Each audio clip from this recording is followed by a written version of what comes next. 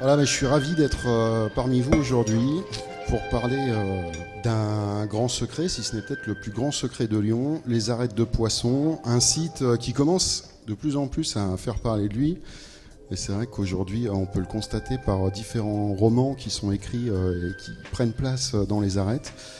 Et les arêtes de poissons, il y a encore quelques années, c'était absolument inconnu. C'est un site qui remonte doucement à la surface et avec les souterrains, ce qui est intéressant, c'est de voir comment l'histoire peut petit à petit remonter à la surface. Moi, c'est ce que j'ai eu la chance de vivre et d'apporter à travers ce livre en rencontrant les arêtes de poissons un soir pendant une petite balade sur place. Alors bonsoir à tous, nous sommes donc au Salon du Livre à Chazé d'Azergues et nous sommes pour cette petite conférence impromptue. Ouais, impromptu, tout à fait, avec Walid Nazim. Alors tu vas te présenter 2 secondes.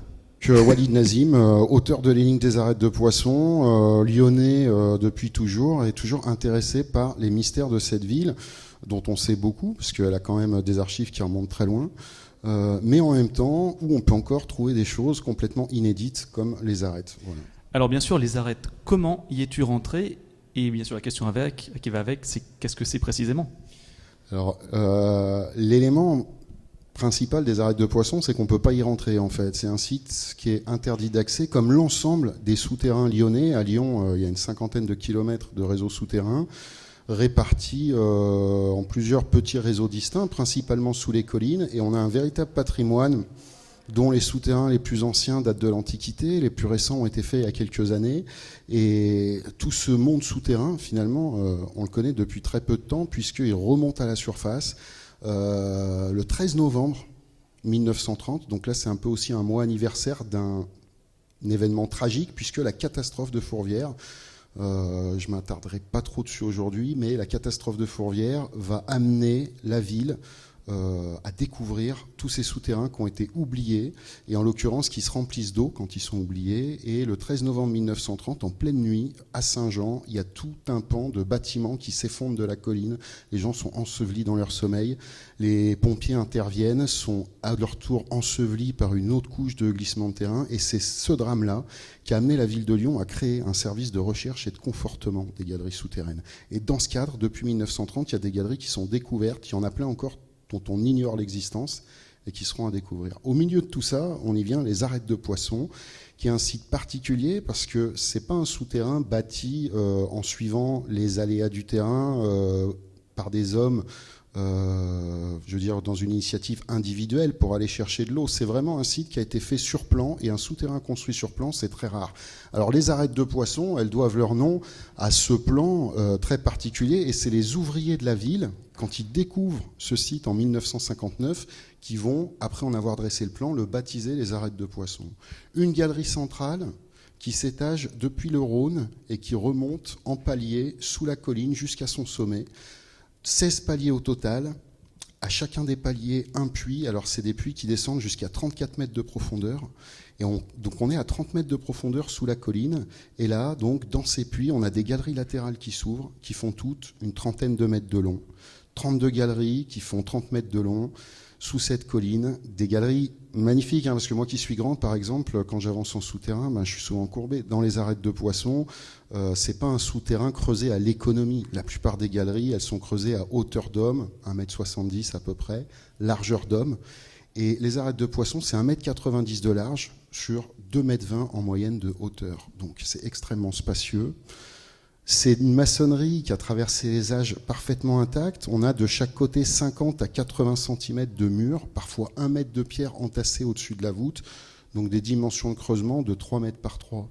Et c'est un chantier gigantesque sur lequel, parce que j'y viens en fait, moi quand je découvre les arêtes de poissons dans les années 2000, la première chose que je fais en sortant, c'est chercher un bouquin qui raconte l'histoire de ces galeries. Pas de livre, pas d'archives sur ces galeries avant leur découverte. Toutes les archives suite à la découverte évaporées également. Et puis aucune recherche universitaire sur un site complètement unique. Nulle part ailleurs dans le monde on a des galeries qui ont cette structure-là. Et Lyon, qui est quand même un pôle universitaire, je me dis on devrait avoir des recherches qui ont été faites. Rien du tout. Et c'est dans ce cadre-là que moi je vais me pencher en pur autodidacte sur ce mystère. Alors la grande question, c'est les datations, parce qu'on sait, ou je sais en tout cas parce que j'avais étudié, qu'on attribue ces galeries à un moment au néolithique, on ne sait pas exactement. Puis plus les recherches avancent, plus on s'approche du monde romain pour finalement avoir ce grand débat dont tu vas nous parler très rapidement. Grosse question pour les arêtes de poisson, enfin, c'est un point d'interrogation gigantesque, parce que l'énigme, moi j'ai appelé mon livre l'énigme des arêtes de poisson. Pourquoi ? Parce que l'énigme, on ne sait pas du tout à quoi ces galeries pouvaient servir. Cette forme-là, elle n'existe pas ailleurs, donc elle pose question.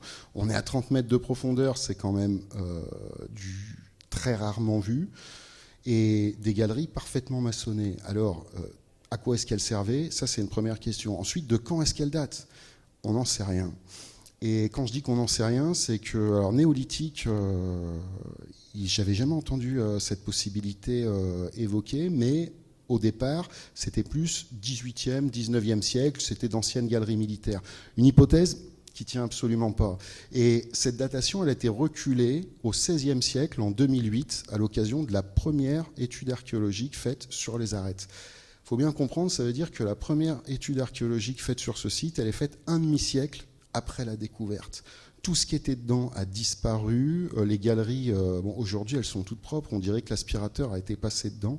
Mais qu'ont trouvé les premiers hommes qui sont descendus dedans dans les années 60 ? Ça, c'est une grande part des interrogations que j'amène dans le livre. Et donc, cette datation, en 2008, elle passe du XVIIIe siècle au XVIe siècle. Et on considère à ce moment-là que les arêtes de poisson datent de la Renaissance. Or, aujourd'hui, ça depuis 2013, la datation a reculé à l'Antiquité et on considère que les arêtes de poisson ont 2000 ans. On parle donc d'un site unique d'abord de par sa structure, mais qui est aussi unique du fait qu'il a été daté à la fois de la Renaissance et de l'Antiquité. Et ça, c'est quand même très particulier, notamment dans une ville comme Lyon où la majorité des vestiges qu'on a gardés datent soit de la Renaissance, soit de l'Antiquité. Donc, pourquoi Antiquité par rapport à des carbone 14 réalisés dans les galeries. Et ces carbone 14, moi par exemple, je vais les contester tout de suite sur la base que c'est fait sur des morceaux de charbon qui sont prélevés dans le mortier des voûtes. Donc ces morceaux de charbon-là, la datation donne 2000 ans, entre moins 400 et 100 de notre ère, mais c'est les charbons qui sont datés, c'est pas le réseau lui-même. Donc est-ce que le réseau est si ancien ? Fondamentalement, je dirais qu'aujourd'hui, on a une fourchette entre l'Antiquité et le XVIe siècle où on est sûr et certain que le réseau a été fait. Mais ça reste encore sujet à beaucoup de questions. Alors bien sûr, c'est à quoi elle pouvait servir, surtout qu'il y a des grands puits qui descendent. Alors il y a des hypothèses effectivement sur des ascenseurs comme les Romains savaient les faire par exemple dans le Colisée.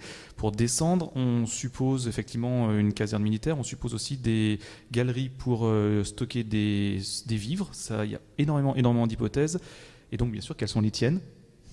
Alors, les hypothèses, effectivement, au départ, on pensait que c'était un souterrain militaire. C'est ce qui se disait, moi, à l'époque où je commençais à étudier ça. Et donc, pour stocker des armes, des munitions, de la poudre. On stocker à 30 mètres de profondeur dans un contexte pareil, c'est stocker quelque chose qui ne va pas du tout être facilement accessible. On ne sait pas si, à chaque niveau d'arête, on avait un puits qui remontait à la surface. Donc, pour les ascenseurs, ça pose question. Je dirais que nécessairement, on est sur un réseau de stockage. On a voulu stocker quelque chose. Pourquoi stocker à cette profondeur-là ? Alors, l'époque, ça permettrait aussi d'avoir une réponse. Imaginez des ascenseurs tous les 4,50 m, ça ferait un puits qui remonte à la surface tous les 4,50 m. La grosse question des arêtes, c'est comment ça se fait que ce site est découvert en 1959 et pas avant, qu'on n'en ait aucune mention nulle part dans les archives.